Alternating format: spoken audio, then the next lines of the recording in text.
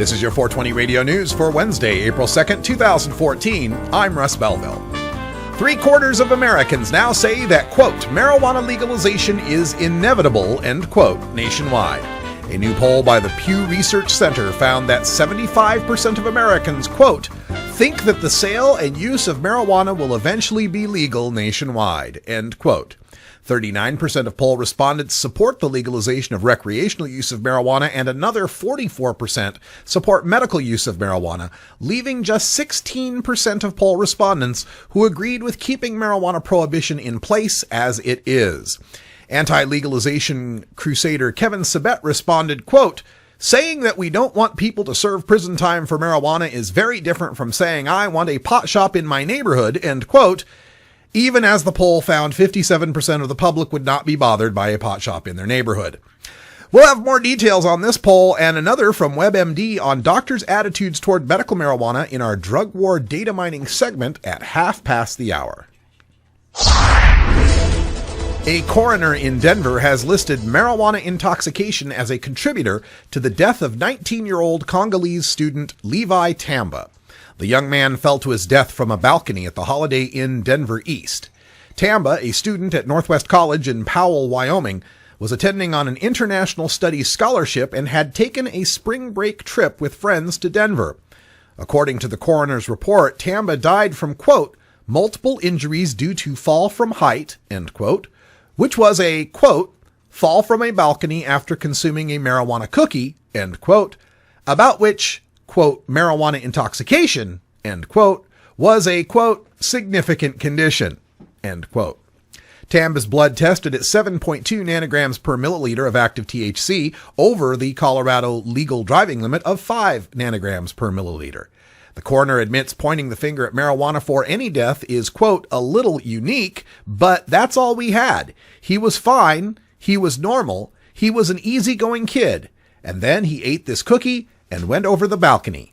And this was not a kid who was suicidal, end quote. A vote on marijuana legalization not only passed in Dane County, Wisconsin last night, it greatly increased voter turnout. The non-binding referendum, which passed 65% to 35%, advises local politicians to support the legalization of marijuana at the state level. Statewide turnout for this early spring election averaged about 12%, but in Dane County, turnout was estimated at 19.8%. Also in Wisconsin, the Senate unanimously passed a bill allowing for the use of high CBD oil for the treatment of seizure disorder so long as, quote, the cannabidiol is in a form without a psychoactive effect, end quote. Wisconsin's CBD-only bill follows signing of such a law in Utah, passage of such laws in Alabama and Kentucky, and continued work on similar bills in South Carolina and Florida. In other Midwest legalization news, activists in Michigan have targeted 11 cities and 1 county for legalization initiatives in the coming elections. Legalization referendums were passed in Detroit and Flint in 2012, with Ferndale, Jackson, and Lansing following suit in 2013. For 2014, the Safer Michigan Coalition has its sights set on Saginaw, Mount Pleasant, East Lansing, Oak Park, Port Huron, Lapeer, Utica, Hazel Park, Clare, Onaway, Harrison, and the county of Benzie. Some initiatives will be on the ballot in the August primary and others in the November general election this year. Also at the state level, advocates are pushing for the passage of HB 4263, which would decriminalize personal use and has the support of 65% of Michiganders. Although Los Angeles, California's Proposition D limited pot shops to just about 140, over 450 medical marijuana dispensaries have filed renewals for their city business taxes. This leaves officials still with no idea exactly how many dispensaries are operating in the city. Over 1,100 have registered with the city, but cutting out duplicates brings that number down to about 900.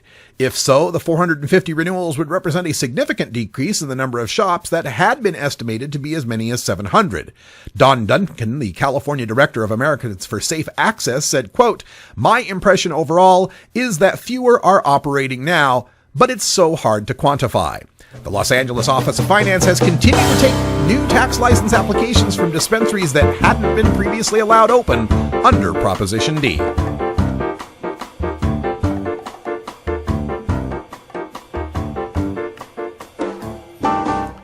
This has been your 420 Radio News for Wednesday, April 2nd, 2014. I'm Russ Belville. Transcripts of 420 Radio News are available at our website at 420radio.org. When we come back, we'll go behind the headlines and take a look at the new rules by the Oregon Health Authority regarding medicated edibles at Oregon dispensaries. You're listening to The Russ Belville Show on 420radio.org. We'll be right back.